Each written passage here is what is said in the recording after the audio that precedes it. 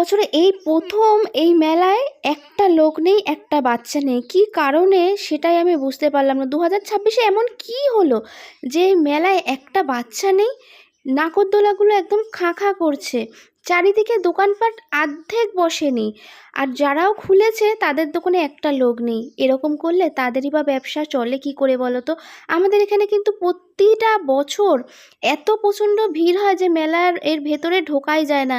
আমরা তো মানে পয়লা বৈশাখের দিনে কোনো দিন মেলার ভেতরে ঢুকতেই পারি না, এত প্রচণ্ড ভিড় হয় এখানে। আশেপাশের লোকরা মানে ঢুকতে পারে না, দূর দূরান্ত থেকে লোক আসে।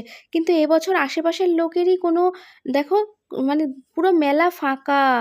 কি জানি এবছরটা এখানে কি হয়েছে কিছুই বুঝতে পারছি না। হয়তো বা কোনো কিছু কারণে হতে পারে। কারণ সত্যি কথা বলতে আমাদের তো এখন যা জিনিসের দাম বেড়েছে, মানুষ কিনবেটাই বা কি, করবেটাই বা কি, সংসার চালাতেই হিমশিম খাচ্ছে।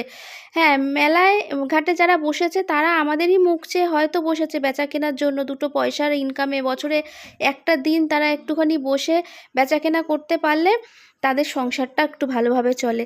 কিন্তু কি করবো বলো, আমাদেরও তো সাধারণ মানুষের সংসার চলে না। সাধারণ মানুষই বা কি করবে? এবারে 2026টা হয়তো বা সবার জন্যই একটু খারাপ যাচ্ছে। এখানে যদি এখন কিছু ফ্রিতে দেওয়া হতো, এর থেকে অনেক বেশি ভিড় হতো। যাই হোক, হয়তো লোককে জায়গাও দিতে পারতো না, এইটুকুনি মাঠ হয়তো ছোট পড়ে যেত। হয়তো সব সময় ভালো যায় না। হাঁটতে হাঁটতে চলে এসেছি, দেখো অনেকদিন জিনিস এই যে নিচ্ছি, সবে শুরু করেছি, বাড়ি গিয়ে দেখো। আর আইসক্রিম খাবো না, গরমে হতে পারে।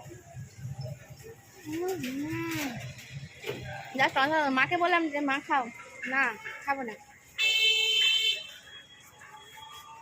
এই গরমে আইসক্রিম যে খেতে পছন্দ করে না, তার কথা কি বলবো। এরকম করি না তা না, আইসক্রিম খেলে সুগার বাড়ে না মা? হ্যাঁ আইসক্রিম এগুলো খেতে পারে না,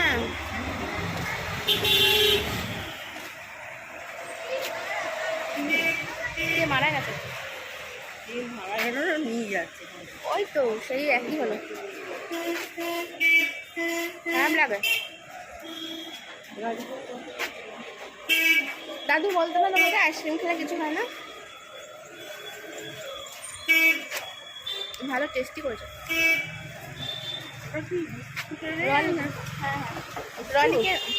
রনিকের এই ফ্লেভারটা আমি আজকে টেস্ট করলাম, ভালো।